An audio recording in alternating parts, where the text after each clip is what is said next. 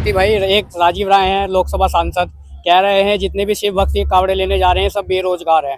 सरकार इनको बेरोजगारी को छुपाने के लिए इनको वहां भेज रही है। पानी और लिक्विड कुछ भी लिक्विड पदार्थ लेते रहें ताकि शरीर में पानी की कमी ना हो और डिहाइड्रेटेड ना हो। वहीं इस बार उत्तराखंड पुलिस उनके ऊपर आक्रामक दिख रही है।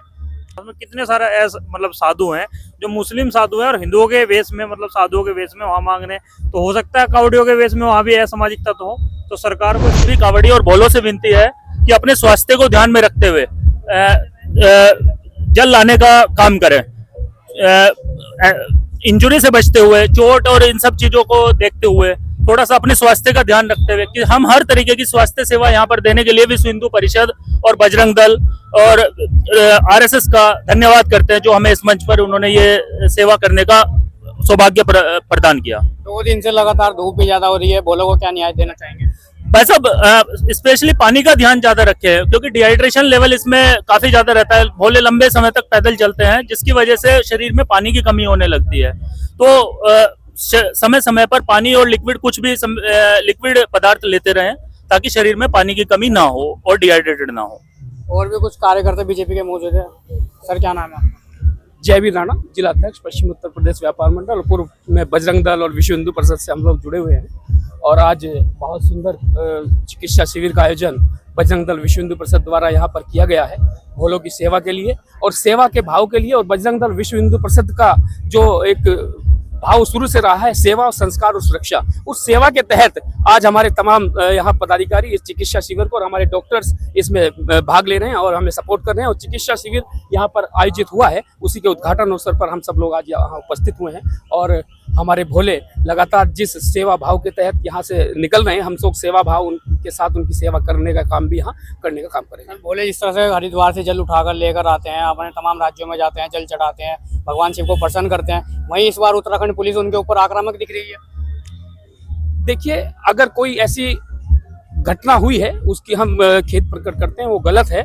भोले एक भाव के तहत वहां पर जाते हैं, मगर कुछ अगर इस तरीके की घटना या कोई गलत तरीके से घटना को अंजाम देने का कोई और भी शरारती तत्व, देखिए शरारती तत्व कहीं भी हो सकते हैं, कुछ काम करते हैं तो वो भी गलत है। क्योंकि शासन और प्रशासन का एक जिम्मेदारी का एक दायित्व है, अगर वो उसको चिन्हित भी करे, जो गलत है उसे सजा मिलनी चाहिए। और अन्यथा जो जिस तरीके से उसकी हम निंदा करते हैं अगर गलत कोई किया गया। इस बार कावड़ियों ने भी बहुत उद्दंग मचाया है। मुजफ्फरनगर हो, तमाम ऐसे राज्य हैं जहाँ पर ढाबे वालों के साथ मार पिटाई की है, एक महिला को पीटा और उसके बाद बस को निशाना बनाया, स्कूल बस को।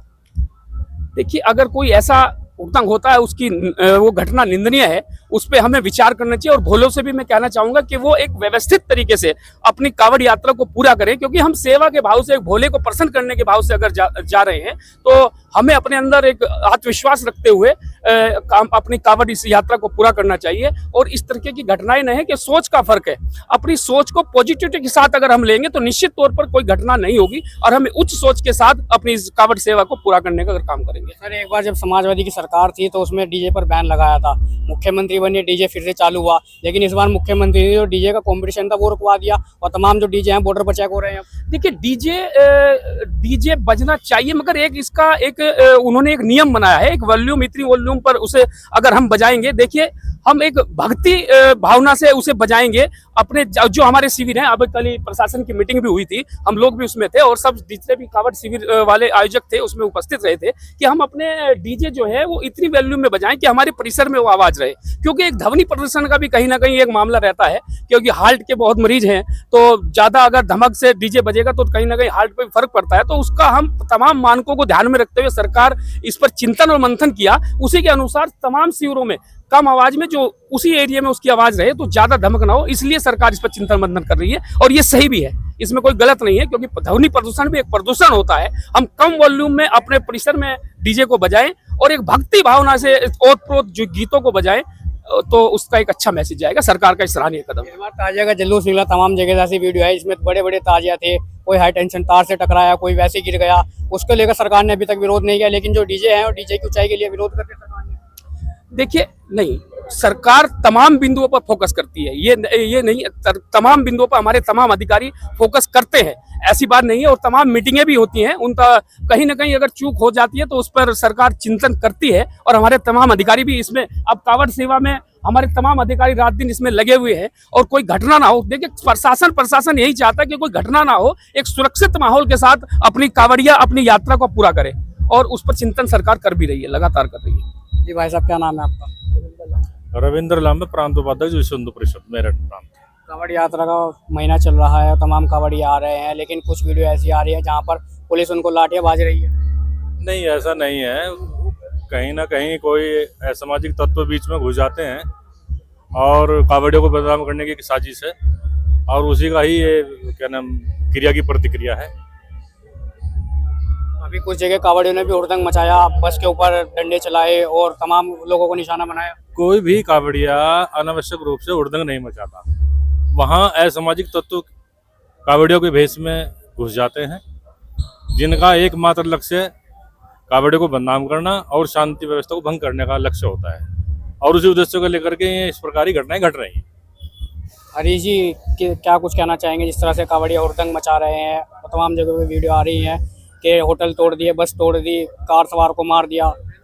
देखिए, कांवड़िया जब कांवड़ उठाता है वो आस्था के साथ में कांवड़ उठाता है, तो कहीं ना कहीं जो ये घटनाएं हो रही हैं इसमें ऐसा भी हो सकता है, प्रशासन को जांच करनी चाहिए कि कांवड़ियों के बेस में कहीं ना कहीं कोई ना कोई असामाजिक तत्व इन घटनाओं को अंजाम तो नहीं दे रहा। क्योंकि कांवड़िया जब कांवड़ उठाकर हरिद्वार से अपने गंतव्य की ओर निकलता है तो उसके मन में केवल एक ही भक्ति भाव होता है कि भोले का भक्त है और भोले के लिए कांवड़ उसने उठाई है, और कांवड़ लेकर उस सकुशल अपने यात्रा को पूर्ण करे। तो कहीं ना कहीं इन घटनाओं के पीछे गहन जांच होनी चाहिए। हो सकता है इसमें कोई विधर्मी समाज के असामाजिक तत्व कांवड़ियों के भेष में हो, क्योंकि आपने देखा होगा भी उत्तराखंड सरकार ने एक ऑपरेशन कालने में चला, उसमें कितने सारे मतलब साधु हैं जो मुस्लिम साधु हैं और हिंदुओं के वेश में, मतलब साधुओं के वेश में वहां मांगने। तो हो सकता है कांवड़ियों के वेश में वहां भी असामाजिक तत्व हो, तो सरकार को इस पर चाहिए कि गहन चिंतन करके जांच हो। अभी कल सरसावा टोल के पास एक बड़ा मामला हुआ जहाँ पर एक कांवड़ियों को साइड मार दी कार वाले ने, उसके बाद कांवड़ियों ने हंगामा कर दिया वहाँ पर। आपने उसमें जो हमारे एसपी देहात हैं उनकी बाइट सुनी होगी। वो कांवड़ मार्ग नहीं तो केवल एक भ्रांति फैलाई गई है कि कांवड़ियों के साथ ऐसी घटना हुई, वहां पर ऐसी कोई घटना नहीं हुई है। प्रशासन ने उसकी जांच करने के बाद ये अपना स्पष्टीकरण दिया है कि वो केवल एक सामान्य व्यक्तियों में दो में उनकी गाड़ी से आपस में टकराई थी, और उसके बाद प्रशासन ने उस पर स्थिति पे तुरंत कब्जा, उस पर मतलब अपना जो है शांति व्यवस्था को बनाने के लिए वहाँ नियंत्रित स्थिति कर ली थी। शक्ति भाई, एक राजीव राय हैं लोकसभा सांसद, कह रहे हैं जितने भी शिव भक्त कांवड़े लेने जा रहे हैं सब बेरोजगार हैं, सरकार इनको बेरोजगारी को छुपाने के लिए इनको वहाँ भेज रही है। जो ऐसे सांसद है जिन्होंने इस तरह की टिप्पणी कांवड़ यात्रियों के ऊपर की है कि वो बेरोजगार है इसलिए कांवड़ लेने के लिए जा रहे हैं, आपने देखा होगा जो रोजगार भी हैं और संपन्न परिवार के व्यक्ति भी हैं वो भी कांवड़ लेने के लिए बड़े बड़े परिश्रम कर रहे हैं। वो तुच्छ मानसिकता का सांसद है। और आने वाले अगले चुनाव में मैं सांसद महोदय जी से कहना चाहूंगा कि वो यहाँ से अपने लोकसभा हो या विधानसभा जो भी उनकी है, लोकसभा से अपने जा करके हरिद्वार हर की पौड़ी पे नाक रगड़ करके भोलेनाथ से क्षमा मांग कर जल लेकर के जल अभिषेक करे, तभी उनकी बुद्धि भी पवित्र होगी और आगे किसी प्रकार का कोई चांस बच सकता है, वरना इस चीज का परिणाम हिंदू समाज उसे समय पर जरूर देगा।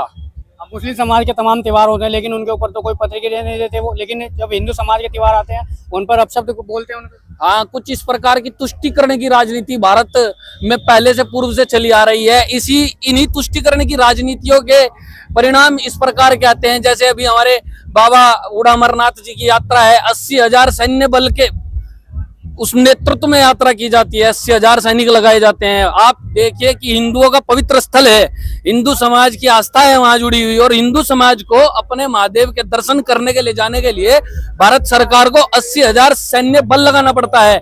ऐसे परिस्थितियां क्यों उत्पन्न हुई कि सैन्य बल के उपस्थिति में ही यात्रा कर पाएंगे यात्री? क्यों हुई ऐसी स्थिति उत्पन्न? इस प्रकार की जो तुष्टिकरण की गंदी राजनीति, जैसे सांसद राजीव जी बोलते हैं, इसी प्रकार की तुष्टिकरण की राजनीति के लिए ही ऐसे परिस्थितियां उत्पन्न हुई, क्योंकि इन्हीं के बोलने के कारण आतंकवादियों के मनोबल इतने ऊंचे हो जाते हैं कि किसी भी घटना को घटित करते हैं, किसी भी घटना को अंजाम देते हैं, क्योंकि संरक्षण करने के लिए ऐसे सांसद बैठे हैं। जैसे आपने अभी बताया, जो कांवड़ यात्रियों के ऊपर एक घटिया तुच्छ मानसिकता से टिप्पणी कर रहे हैं। इस बार तो मुख्यमंत्री ने डीजे को लेकर भी काफी नियम लागू कर दिए हैं, ज्यादा ऊंचाई वाला डीजे नहीं चलेगा, उसको कैसे देख रहे हैं आप?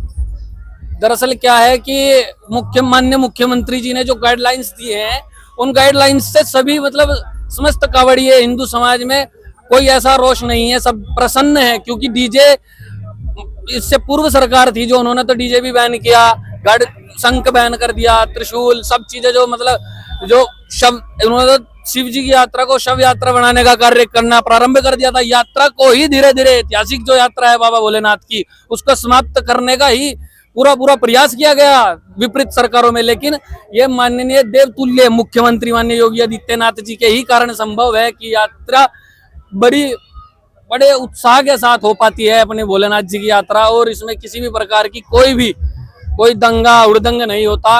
डीजे की जो गाइडलाइंस है, मैं अपने समाज के कावड़ियों से भी निवेदन करूंगा कि शासन व प्रशासन की गाइडलाइंस को मानते हुए ही अपनी आस्था को पूर्ण करें, अपनी भक्ति जो है, अपनी साधना जो है वो पूर्ण करें, सरकार और शासन प्रशासन की गाइडलाइंस को मानते हुए। ये थे बजरंग दल के कार्यकर्ता जिन्होंने तमाम अपने मुद्दों पर बेबाकी सलाह की। फिलहाल इस वीडियो में इतना ही। नमस्कार।